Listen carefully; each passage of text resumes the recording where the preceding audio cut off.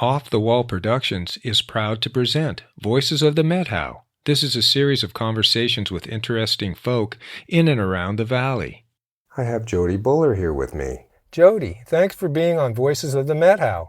We're going to be talking about natural or green burials. Before we begin, can you give a brief introduction of yourself and your experience with natural burials? Thanks for having me, Byron. Yeah, I have been the cemetery manager, or the sexton, for White Eagle Memorial Preserve, which is a natural burial ground outside of Goldendale, Washington, for about 5 years.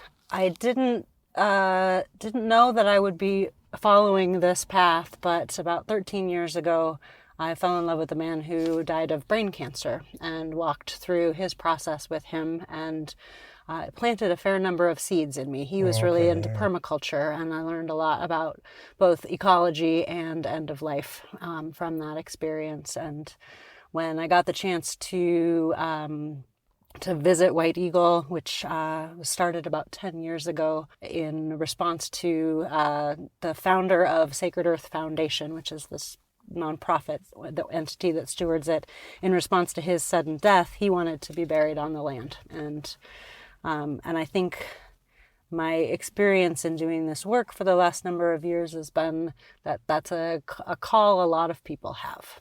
And so what we're able to do is offer people the opportunity to do that, to help bury their friends and loved ones, help them return to the earth. Oh, what a great thing you're doing, yeah. So, Jodie, let me ask you, what is a natural burial? It is very much what people in pioneering days used to do before we had the separation of natural or institutional. It is the digging of a hole in the ground. With natural burial, it's generally shallower than that 6 feet deep notion. With a shroud burial, we're digging maybe 3.5 feet deep. Okay. And trying not to dig a bigger hole than we need to. We're trying not to disturb the root systems of the trees nearby. And we're lining the bottom of that burial site with biomass, is what we call like forest duff or things from the garden.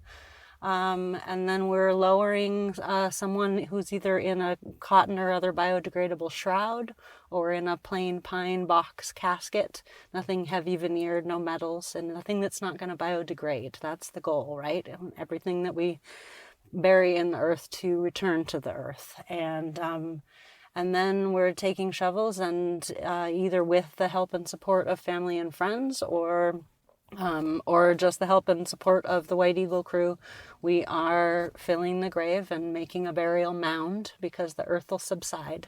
This is not a green lawn mowing situation. This is a burial mound in a forest. And we are hosting or facilitating whatever kind of burial service the family wants. And often that's not very formal, but it is very sincere.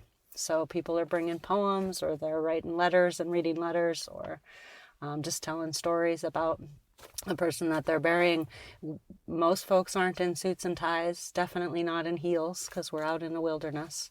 And I think that there's a level of engagement in the process that I'm pretty sure we get to hear as staff at the cemetery.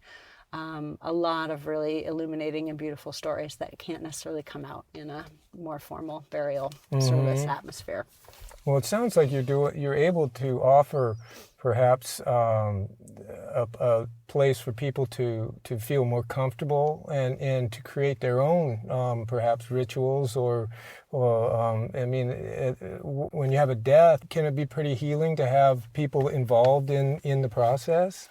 Very much so. I really encourage people, one, to take their time with this process and not feel like they have to do something and have to, right away. We got to, especially if their person's not being embalmed, because that's the main thing with natural burial. And I didn't mention that earlier, but there's no embalming fluid used. People are held in shelter. Their bodies are cooled down so they can be held for quite some time. And I encourage people to take that time. And if there's somebody in their family who has carpentry skills and wants to build a casket, that can be really powerful. Really healing. Or if there's a seamstress and a special blanket she wants to turn into a shroud for someone. If people in families play music, offering for them to bring their guitar or bring their playlist or whatever those bits are that really repersonalize and on the human scale. So it is a collection, a community of humans helping to do this really ancient human duty, which is burying our loved ones. So yeah, maybe people can actually make personal contributions then, yeah. To be of use is a huge human need. Yeah. And you were talking about like embalming fluid and things like that. Is there some potential health hazards or negative environmental consequences from like embalming fluid? Yeah, it's some of it has to do with scale. I just was reading in some fact sheet that every year in the U.S. we are burying 4,300,000 gallons of the stuff. Whoa! So the scale of that can't help but have an impact. Okay. There are studies starting to show up that like funeral directors, people who are working with embalming fluid over the course of their career, it is having impacts on their health. Yeah. Okay. And so there's the personal health impact, and then there's the impact on the ecosystem, on the ecology. Well, how about cremation? Are there some downsides to cremation at all? Or? Cremation has definitely, especially on the West Coast, become what people's preferred alternative to an embalmed burial would be. It has a pretty high carbon footprint. Okay. It's, the stats I was reading, the average cremation uses 28 gallons of fuel to burn a body, which emits about 540 pounds of carbon dioxide. So that's if you do the math, and I didn't, but somebody did, Huffington Post, Katrina Spade's article, How Your Death Affects the Climate, I think is where this is coming from. So about 250 tons of carbon dioxide goes into the air from cremations in the U.S. each year. Okay. There is a new alternative called aquamation, which is a water-based cremation.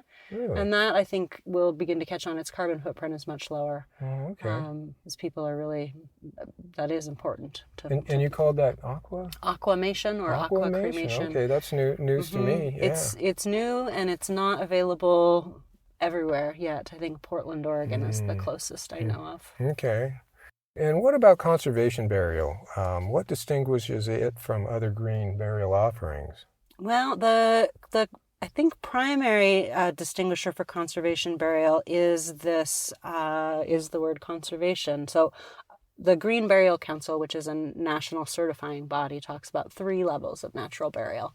One is hybrid, which would be a conventional cemetery, burying people unembalmed, but maybe still with the concrete vaults and in and amongst the lawn, And then the natural burial grounds have a distinct area, so maybe a conventional cemetery that then has a section that's natural burial. Conservation burial grounds are generally at least 5 acres, like they're much larger in space, and are either intact wilderness, like we're working with at White Eagle, or places of like intrinsic value for restoration. And there's stewardship, and active land stewardship is a huge part of the purpose. So often they exist in conjunction with a land trust or other stewardship organization. The main goal is not just the burying of bodies. It is, how do you tend this land? How do you protect and support this land? There are, I think, 10 conservation burial grounds in the U.S., many of them in the Southeast, where cremation did not take on as quickly. And so there was a much, I think, stronger need for an alternative. Well, tell me, do you work with funeral homes? What if a family doesn't want to go through a funeral home? What are their options? We do work with funeral homes, and I've had really positive experiences. The one nearest to us is great to work with. We work a lot with families that don't want to, either for price reasons or for personal to be of use reasons, want to go through a funeral home to care for their loved one after they die. So they are then maybe looking at having a home funeral and potentially getting a home funeral guide to help consult and support the family as they walk through the process of cleaning and preparing their loved one for burial, wrapping them in a blanket, holding vigil, this notion of the 3-day vigil. The homes that our grandparents grew up in had funeral parlors, and they were there for a purpose. And that sense of wanting to reclaim that human scale practice, I think, is really catching on. We also work with families who maybe want to work with a funeral home to get the death certificate and what's called a burial transit permit, like to get a couple of logistics taken care of and then do the bulk of it themselves and bring their loved one out to the cemetery in the back of their pickup truck or their Subaru or occasionally a U-Haul van. And there's still the matter of cooling a body down. That can be done with dry ice wrapped in paper bags in a ventilated area, or Techna ice, or ice. So it really is just a continuum. It's a spectrum of options for families. And for some families, it's really important that they be the ones who are handling their loved ones all the way from their end of life to through their dying into their burial. And if we can help support that, that feels really, really good. Other families, there's a comfort zone where it would feel much better to have someone professional take care of the logistics, and then they can touch in and be of use in their comfort zones. Well put. Yeah, that spectrum is really beautiful. So White Eagle Memorial Preserve is part of a larger nonprofit organization, Sacred Earth Foundation, which also runs Oconee Ranch summer camps. How does that blend of cemetery and summer camp work?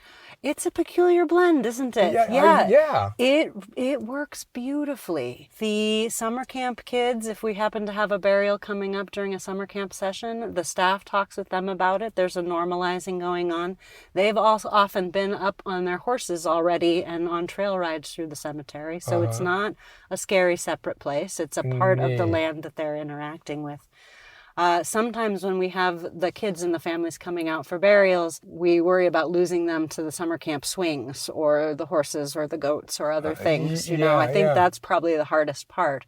But we have seen kids who have loved ones buried at White Eagle who are then coming out for summer camp and have a way to connect with the place where their parent or their loved one is buried in a way that's really vibrant and alive and thriving. I'm just getting the chills. You wouldn't think to put the two of them together, but it's amazing. Right on. Well, tell me, do you have a website? We do. Yep. The White Eagle website is naturalburialground.org. And then the Oconee website is Oconee.org. And Oconee is spelled Ekone. And you can get information about both entities on either website. Great. This is a fascinating subject, and we're just skimming the surface on this one, I know. Is there anything that we missed or that you'd like to mention before we wrap up for now? Not really. I feel like this is a pretty good taster. I think just to reiterate that the process of engaging with something which hasn't been a taboo in American culture for all that long. It was a pretty quick turn. Right. Couple of generations, and then we couldn't talk about death anymore because we'd professionalized all of it and none of us had any real experience with it. But there's a resiliency in humans that I think death and dying really offers an opportunity to rediscover or reclaim or remember. Oh, absolutely. And that's how we work together, how we do our part to honor the people who had an impact on us and who we're going to miss for the rest of our lives.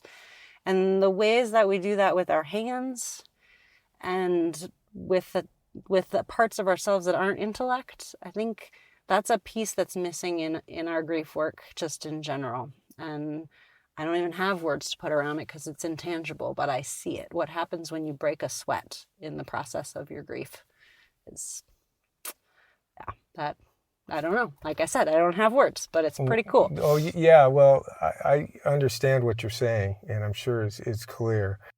So this is Byron. And Jodie. Saying, so long for now, and keep it on the root. You've been listening to Voices of the Methow, an off-the-wall production. Until next time, thanks for listening.